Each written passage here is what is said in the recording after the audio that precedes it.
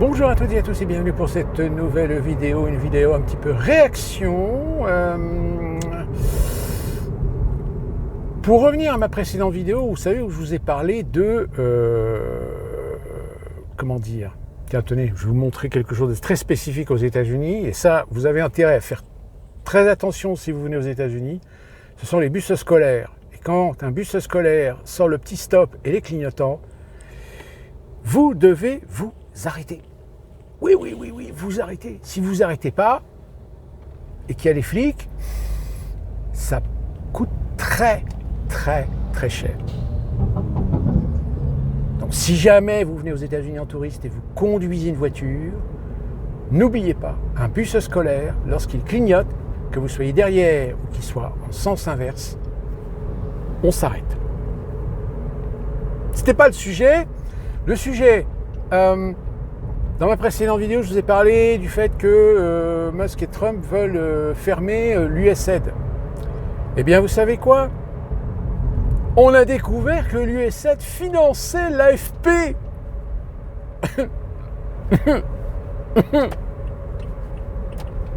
Un organisme qui est censé aider au développement, qui finance une agence France Presse. Oups.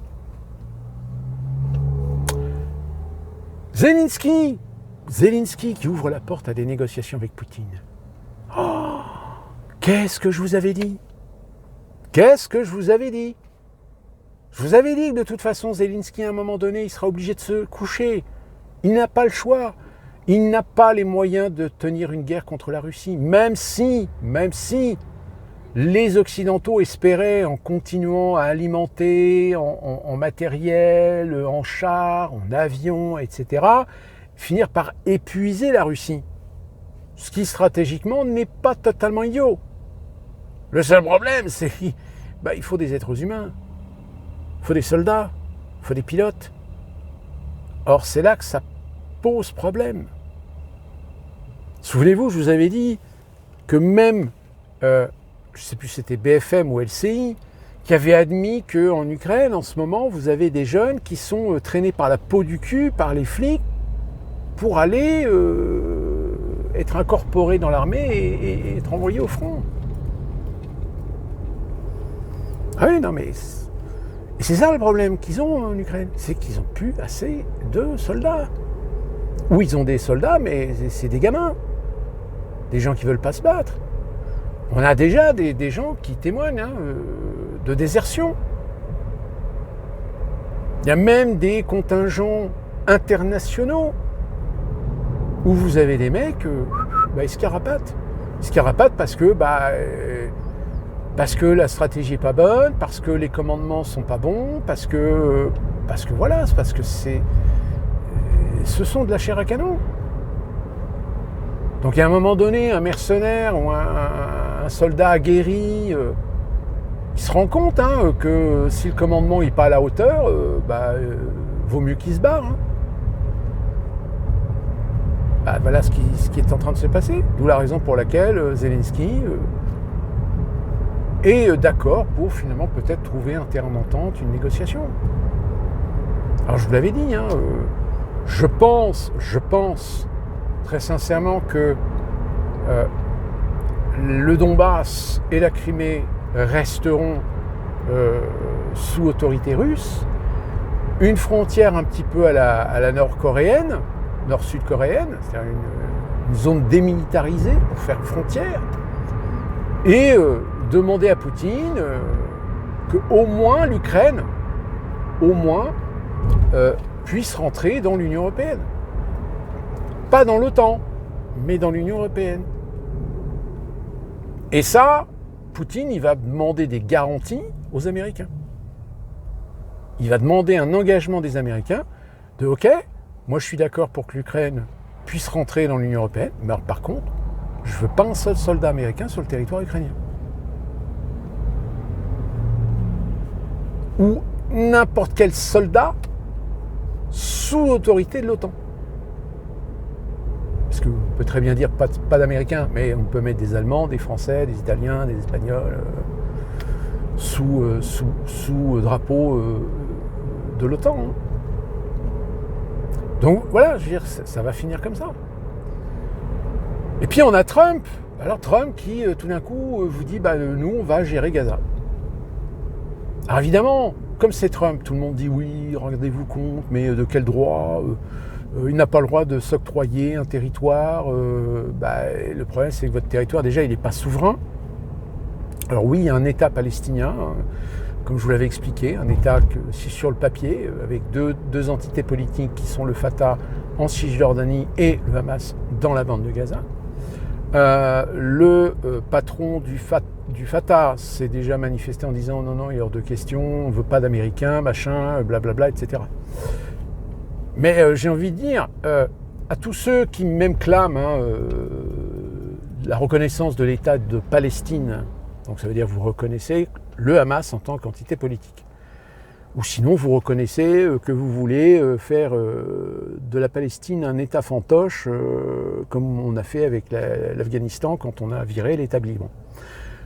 Ce qui est ridicule. Alors j'entends bien ces gens, moi aussi, j'aimerais bien qu'on ait un équilibre dans la région entre un État palestinien et un État israélien. Le problème, c'est que ça n'arrivera jamais. Ça n'arrivera jamais si on ne se débarrasse pas des extrémismes de chaque côté. Or, ça me paraît compliqué de virer les extrémismes israéliens, en l'occurrence sionistes, puisque qui a créé l'État d'Israël ? Je vous invite à regarder un dictionnaire, Wikipédia, etc. Lisez la première ligne. Vous verrez, État sioniste.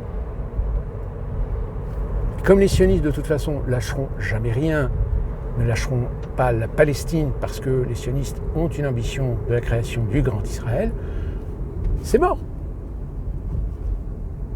Et côté palestinien, le Hamas, de toute façon, eux aussi, comme ils sont poussés un petit peu aussi par des entités qui veulent la création d'un grand califat, sauf que le problème, c'est qu'entre les Ottomans et les salafistes,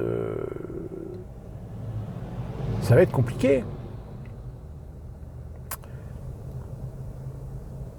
Donc en fait, c'est une impasse. Donc c'est pour ça que Donald Trump il dit, puisque c'est comme ça, moi j'arrive mes gros sabots, je dis à Israël, écoutez, nous on prend la bande de Gaza, on l'administre. Voilà. On l'administre comme on fait avec Puerto Rico, comme on fait avec Guam, par exemple. Comme il aimerait faire aussi avec Panama, le canal de Panama. Je veux dire, à y réfléchir, si les Américains peuvent donner un territoire souverain, souverain est un pléonasme, aux Palestiniens, en assurant la sécurité à la fois pour Israël que pour le peuple palestinien sur la bande de Gaza. Mais là, dans ce cas-là, évidemment, il y en a certains qui vont dire « Ouais, on va pas revenir à un esprit colonial, etc. » Mais alors, donnez une solution. C'est quoi la solution ? La communauté internationale, c'est à elle d'imposer à Israël un État palestinien. Mais déjà, la communauté internationale, vous avez vu dans quel état elle est ? Dans vos rêves.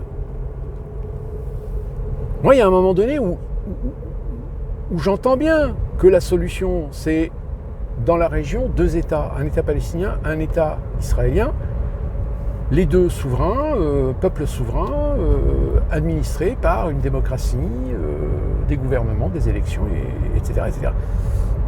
Sauf que ça n'arrivera jamais parce que tant que vous aurez des entités, des pensées, des idéologies extrémistes qui ne veulent pas ou qui n'acceptent pas l'autre sur son propre terrain,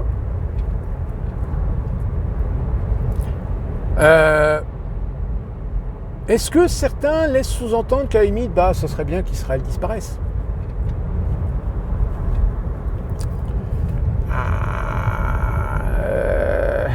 là, je laisse ces gens assumer leurs propos, même quand c'est un petit peu en sous-entendu.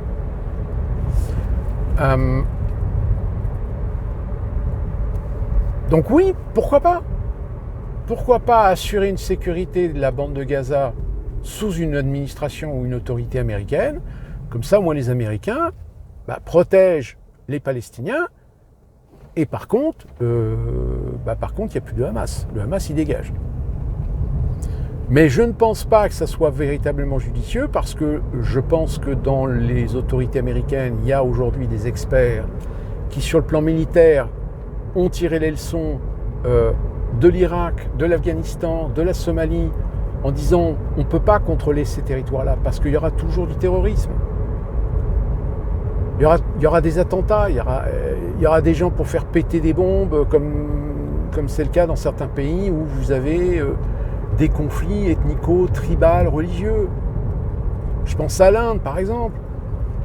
Bon, l'Inde, entre les Pakistanais, les Sikhs, etc., c'est un peu le bordel. Hein, c'est comme Boko Haram, c'est pareil. On n'en sort pas. On tourne en rond, en fait. Alors, la solution radicale, c'est la solution à Benjamin Netanyahou. C'est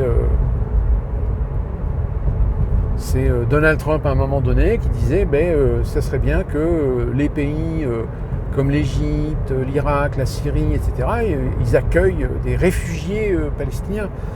Ouais, sauf qu'on a dû lui expliquer à Donald Trump qu'on a essayé, on a eu des problèmes. J'ai regardé le Liban aujourd'hui, le Hezbollah. S'il n'y avait pas eu les vagues d'exode vers le nord, vers le Liban, de toute cette population palestinienne, le Hezbollah, il n'existerait pas. Hein. Même si le Hezbollah est plutôt chiite, alors que le Hamas est plutôt sunnite. Mais bon, c'est indémerdable de toute façon.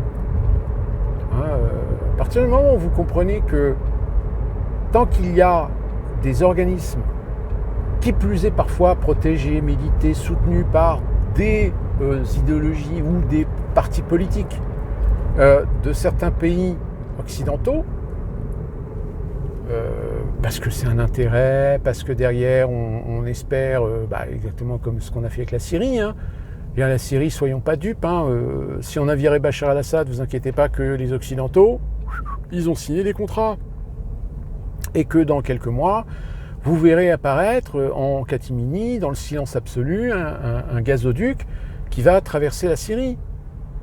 Ce fameux gazoduc, d'ailleurs, qui était à l'origine de la volonté de vouloir dégager Bachar al-Assad, puisque Bachar al-Assad a toujours refusé le gazoduc parce qu'il préférait jouer la carte de l'intérêt du gaz russe, et non pas du gaz qatari, pour le faire monter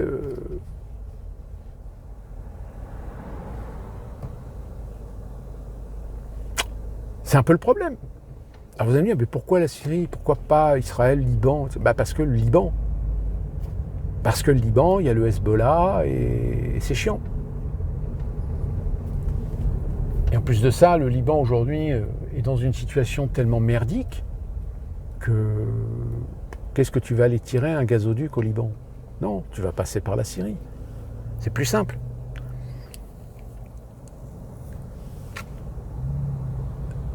Donc voilà, on a des retournements de veste que vous vous dites, mais comme je vous disais, faites attention aujourd'hui. Les politiciens, les gouvernements, ils sont tellement aujourd'hui sur le fil du rasoir qu'ils sont capables de vous dire blanc un jour et noir le lendemain.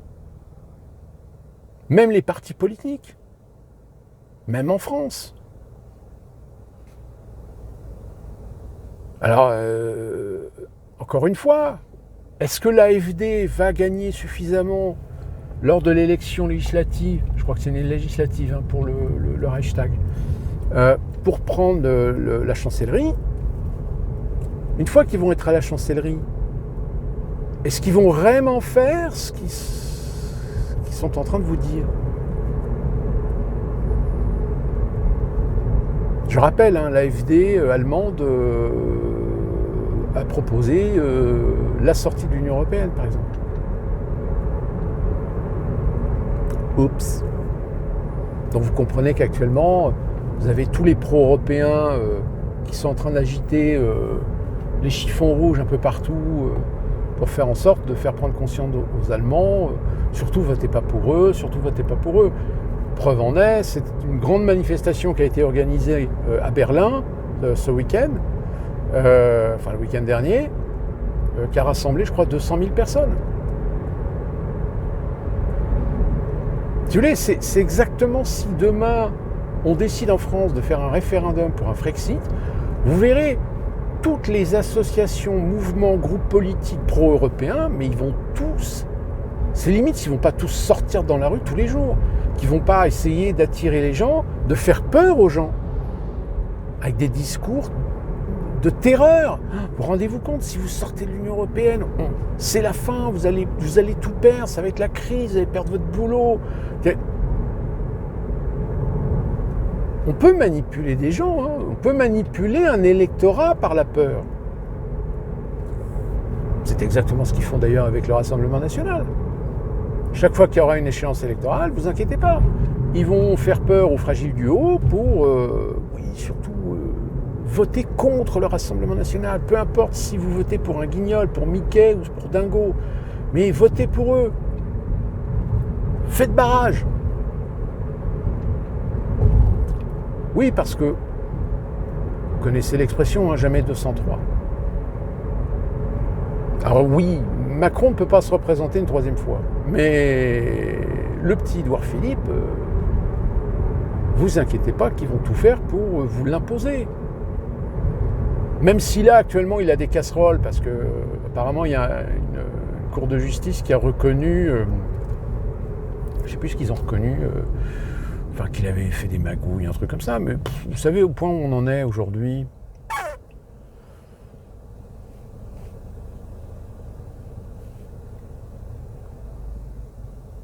C'est le bordel. Alors, pareil, l'Espagne qui a révisé sa croissance à la hausse. Regardez le modèle espagnol, c'est génial, c'est des gauchistes. Ils ont réussi, machin. Non, ils n'ont pas réussi. Ils ont réussi parce qu'ils ont touché de l'argent. Ils ont touché de l'argent de l'Union européenne. Qui plus est, en plus de ça, vu qu'ils ont été victimes d'une tempête, là, ils ont présenté un dossier pour que l'Union européenne leur fournisse une subvention, une aide de 4,4 milliards d'euros.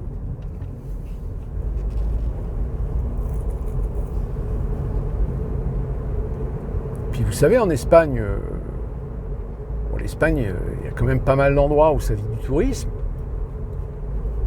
L'Espagne, il y a quand même encore un petit problème au niveau des rentrées de TVA, enfin équivalent de TVA. Il faut savoir que l'Espagne est le deuxième pays à recevoir le plus d'aide dans la répartition des subventions européennes. Vous savez, cet argent que vous payez et que ensuite l'Union européenne rétribue aux pays de l'Union, les membres de l'Union européenne. Celui qui a le plus, c'est l'Italie. Et juste derrière, c'est l'Espagne. C'est ces deux pays-là qui aujourd'hui réclament le plus et reçoivent le plus.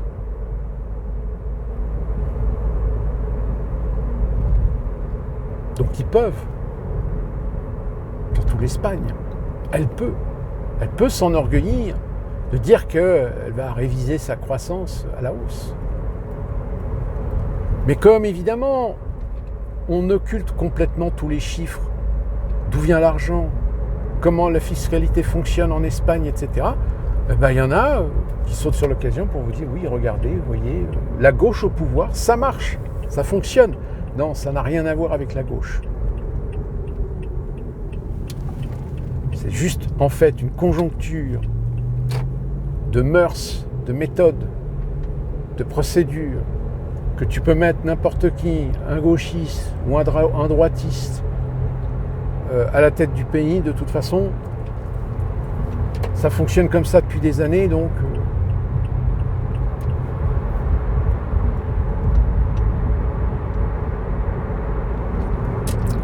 alors c'est compliqué évidemment. C'est compliqué parce que, comme je vous l'avais dit dans des précédentes vidéos, on sent bien qu'on arrive au bout du bout. On sait bien que le système, que les modèles ne fonctionnent plus. Tout à l'heure, je vous ai parlé de l'Ukraine. Soyons clairs, les Américains sont voraces, comme le disait François Mitterrand. Donc ils veulent toujours plus. Et toujours plus, c'est quoi? C'est avoir la main mise, pas seulement sur les terres agricoles, mais aussi sur les terres rares. Ah oui, les terres rares aujourd'hui, c'est une guerre. C'est une guerre dont la Chine actuellement est le concurrent le plus virulent, le plus sévère.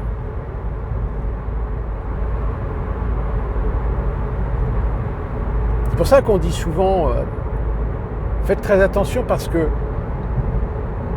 aujourd'hui, les guerres naissantes, il y a toujours quelque chose en dessous. Il y a toujours quelque chose derrière le décor. Il y a toujours une anguille sous roche.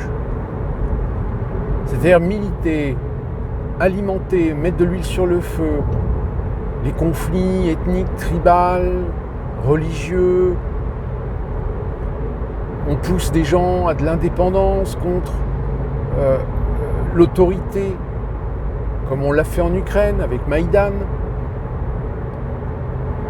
Sauf que le problème, c'est que les méthodologies, parfois, sont très discutables, comme par exemple en Ukraine. Eh bien, en Ukraine, à partir des années 90, à partir de 91, lorsque l'Ukraine a déclaré son indépendance, pendant les années 90, ça allait parce que il y avait encore la construction européenne avec Maastricht en 92, mais à partir des années 2000, c'est là que les choses ont commencé à se précipiter. C'est-à-dire que là, il y a une compétition avec la Russie, de liens, de cause à effet, d'influence avec certains pays européens. Alors la Pologne, on n'a pas de problème, puisque la Pologne, de toute façon, elle a toujours une dent contre la Russie. Tout comme l'Ukraine. Sauf que la différence entre la Pologne et l'Ukraine, c'est que la Pologne, c'est une culture spécifique, alors que les Ukrainiens sont les frères des Russes. Ils partagent une même histoire. Sauf que l'indépendantisme, le nationalisme, la fierté est tellement cultivé qu'on a fait bon an mal an, on a fermé les yeux sur le fait qu'on s'est appuyé sur les mouvements nationalistes, voire néo-nazis, les fameux mouvements bandéristes, ce qui pose problème. Ah oui, mais quand on veut conquérir, parfois, on est bien obligé de s'allier avec des gens contre nature. Regardez, pour lutter contre l'empirisme chiite, on a bien les Saoudiens qui se sont alliés avec Israël. Ennemi commun. Sauf qu'évidemment, le jour où vous réussissez à éliminer l'ennemi, notre nature finit par reprendre le dessus. Et cette nature, elle dit, on avait un ennemi commun, on a réussi à s'en débarrasser, maintenant, c'est chacun pour soi et Dieu pour tous. C'est un peu le problème, si vous voulez. Alors si en plus vous rajoutez dessus les empires financiers qui eux aussi tirent des ficelles, vous avez une situation qui à un moment donné, pour le commun des mortels, qui sait un tant soit peu analyser la situation, il se dit mais j'ai beau retourner le problème dans tous les sens, c'est un véritable casse-tête chinois, parce qu'il n'y a pas de solution. Il y a des solutions, mais c'est des solutions radicales. D'où la solution, je vous ai dit que la bande de Gaza, si elle veut survivre, soit elle accepte d'être sous protectorat américain, mais dans ce cas-là, elle n'est plus indépendante, ou alors elle disparaît, annexée d'une manière ou d'une autre par Israël. Est-ce que vous croyez qu'Israël, ils vont accepter la petite plaisanterie là, des échanges d'otages ?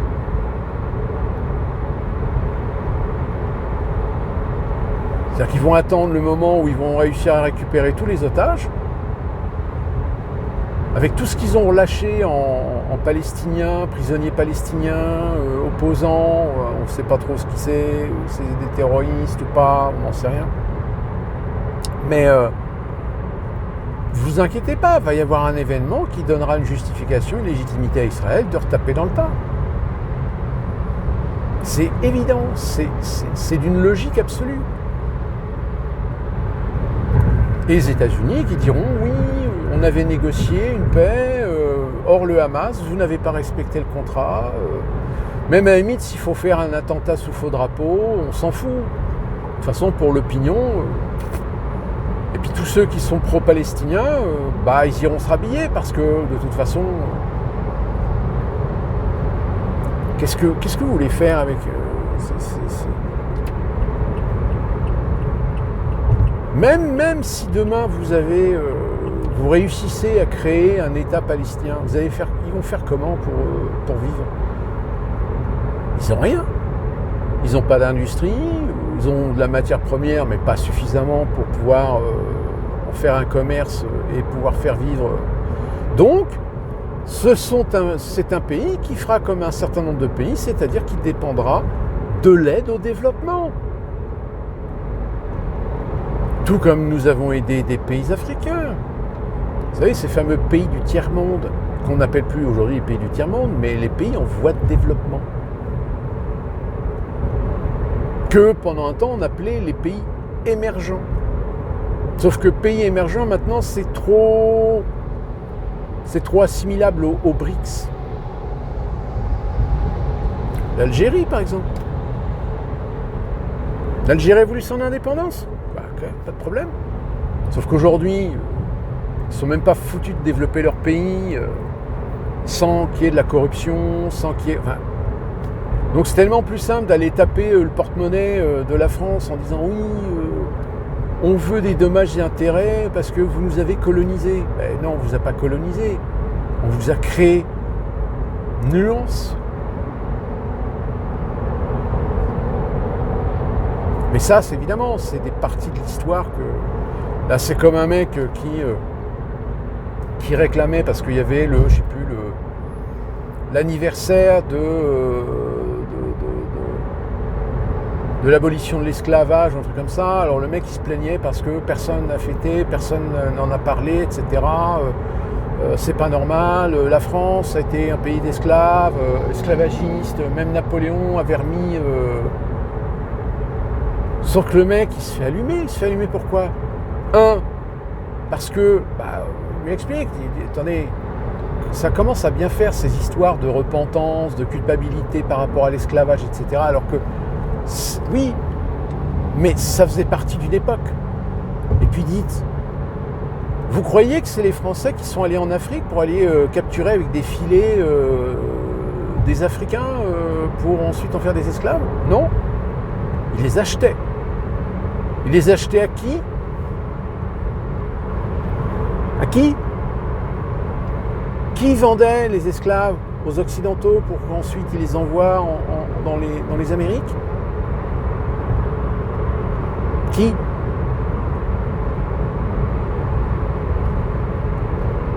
Et je rappelle qu'aujourd'hui, ça existe encore.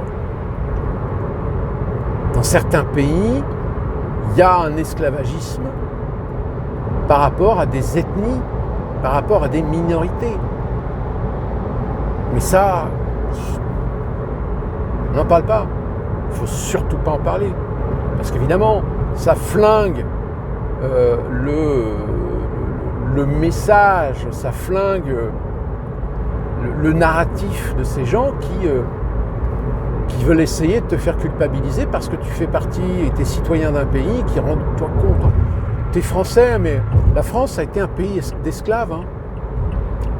La France a fait le commerce de l'esclavage. C'est pas bien. Mets-toi à genoux. Demande pardon. Et file-moi 1 million d'euros. Moi, j'appelle pas ça de la revendication, j'appelle ça de l'extorsion.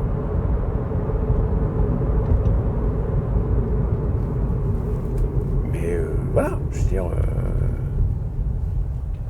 Imaginez, c'est comme si les natifs aux États-Unis commençaient à tous se réunir pour réclamer des dédommagements pour le génocide auquel ils ont été victimes, de toutes les terres ancestrales qu'ils ont, qui se sont fait voler par les Blancs, etc.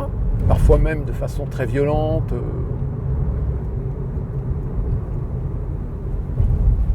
Ah non, en fait. Puis en plus de ça, je tiens à rappeler quand même que c'est un peu compliqué parce que faut savoir que si on doit remonter les arbres généalogiques de tous les Américains, ben on se rend compte qu'il y a quand même une grande majorité qui ne sont pas forcément anglais, ou irlandais, ou italiens, mais une grande partie des Américains qui sont issus de racines européennes, c'est soit allemand, soit espagnol. C'est les deux catégories, c'est-à-dire les deux branches principales des descendances américaines. C'est pas les Anglais, c'est pas les Irlandais, c'est pas les Italiens.